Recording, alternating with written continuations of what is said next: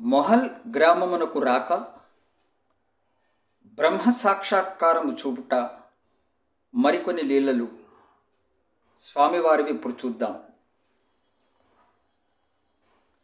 శ్రీ స్వామి సమర్థ మంగళవేడాలో కొన్ని లీలలు చూపించారని తెలుసుకున్నాము. ఆ గ్రామం నుండి స్వామివారు మొహల్ గ్రామమునకు వచ్చారట. ఆ మొహల్ గ్రామంలోనే గవేస్వామి అనే ఒక యోగి ఉండేవారు. ఆ గవేస్వామి స్వామి సమర్థును చూడగానే వారు ఒక అవధూతని, సిద్ధపురుషుడని మరియు మహాయోగిగా గుర్తించారు. ఆ గవేస్వామి శ్రీ స్వామి సమర్థ సన్నిధిలోనే వారి కాలానంతా కూడా గడుపుతూ వచ్చారు. శ్రీ స్వామి సమర్థ అనేక విషయాలు గవేస్వామికి బోధించి బ్రహ్మజ్ఞానాన్ని కూడా కలిగించారు. మొహల్ గ్రామములోనే ఒకతను శ్రీ స్వామి సమర్థను దర్శించి తనకు బ్రహ్మ సాక్షాత్కారం కావాలని వెంటపడ్డాడు.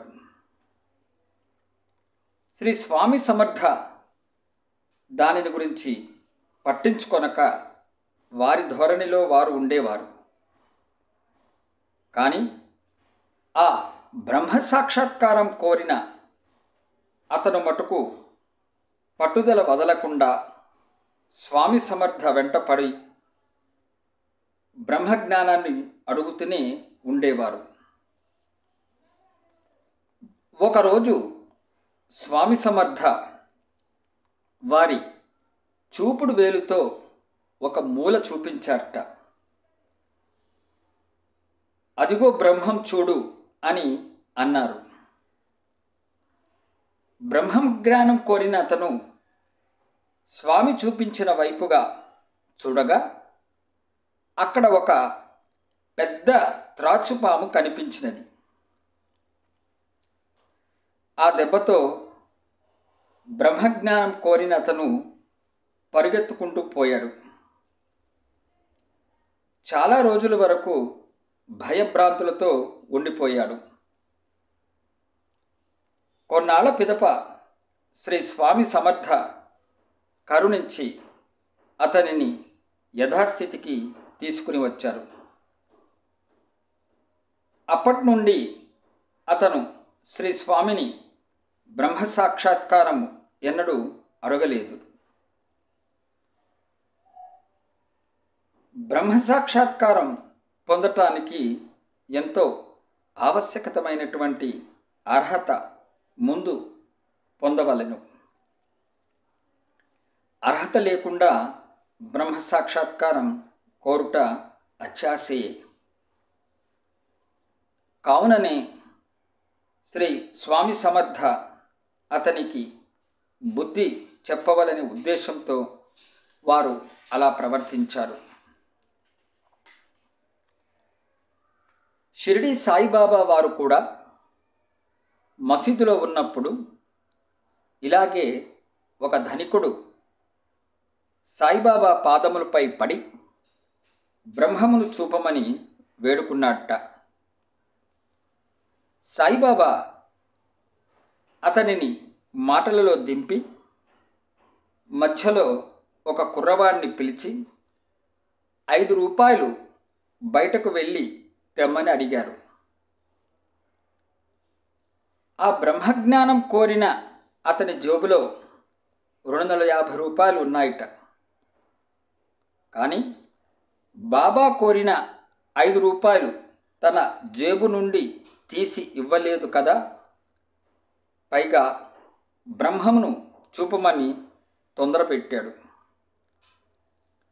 సాయిబాబా అతని పేరాశను 10 మందిలో బయటపెట్టి 5 రూపాయలు ఇవ్వలేని వాడికి బ్రహ్మమును చూపవలెనా అని మరియు బ్రహ్మజ్ఞానమును పొందుటకు కావలసిన అర్హతలన్నీ మసీదులో ఉన్న వారందరికీ విశదీకరించారు. ఈ సందర్భము చూసినట్లయితే స్వామి సమర్థ మరియు షిరిడి సాయిబాబా గారు ఇరువురు కూడా ఒక్కరే అని మళ్ళీ రుజువవుతుంది. వారిరువురు సాక్షాత్ దత్తస్వరూపులే.